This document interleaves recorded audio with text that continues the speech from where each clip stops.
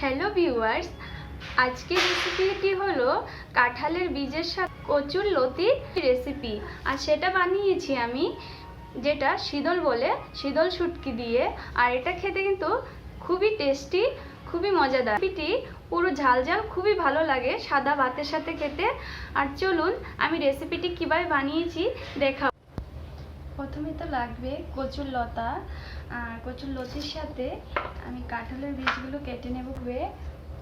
এটা হলো শীতল, যেটা শুটকি মাছ নয় কিন্তু এর নাম শীতলে। এটা নরম নরম থাকে, দেখুন। এটা দিয়ে কচুর লতাটা বানাবো, খেতে কিন্তু দুর্দান্ত টেস্টি লাগে।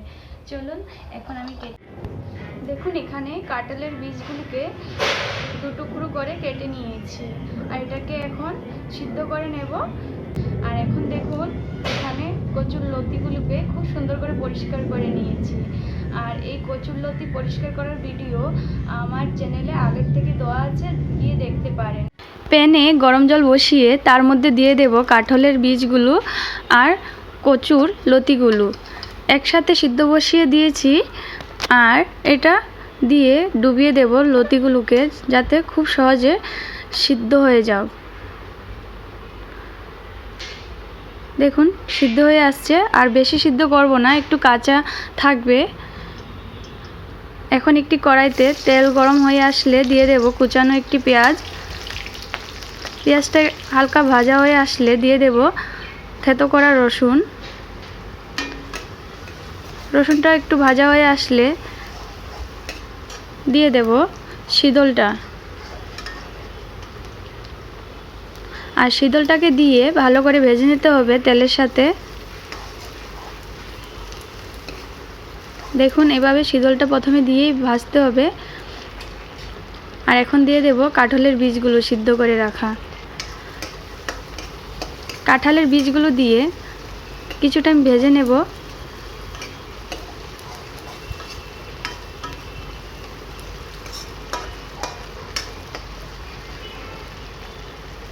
কিছুক্ষণ ভাজার পরে আমি দিয়ে দেব পরিমাণ মতো নুন আর হলুদ গুঁড়ো দিয়ে আবারও একটু নাড়িয়ে চাড়িয়ে নেব। এখন সিদ্ধ করে রাখা কচুর লতিগুলো দিয়ে দেব,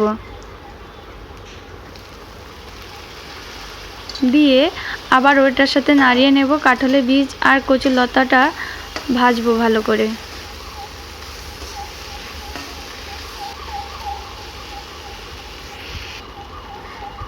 এখন দিয়ে দেব দুটো থেতো করা কাঁচা পাকা লঙ্কা দিয়ে ভেজে নেব। এখন ঢেকে রাখবো।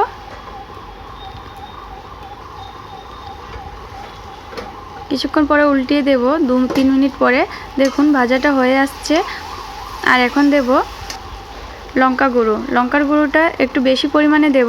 শীতল দিয়ে যখন কচুর লতিটা বানানো হয়, ঝালের পরিমাণটা একটু বেশি পরিমাণে দেওয়াটাই ভালো, কারণ গরম ভাতের সাথে এই লতার সবজি দিয়ে কিন্তু খুব ভালো করে ভাতটা খাওয়া যায়। আর ঝাল হলে তো আরও অসাধারণ লাগে, কি বলবো।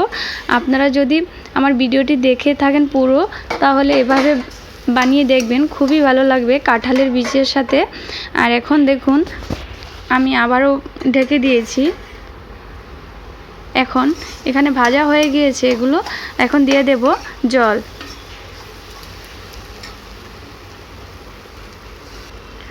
জলটা বেশি দেব না, মাখো মাখো টাইপ হবে। যেহেতু আমি আগে থেকে সিদ্ধ করে রেখেছি কাঁঠালের বীজ আর লতাগুলো, তার জন্য এগুলো আগে থেকেই সিদ্ধ ছিল। এখন ভাজার সময় সিদ্ধ হয়ে গিয়েছে। আর দেখুন লতাটা কমপ্লিট হয়ে গিয়েছে। আর আপনাদের যদি ভিডিওটি ভালো লাগে প্লিজ লাইক করবেন।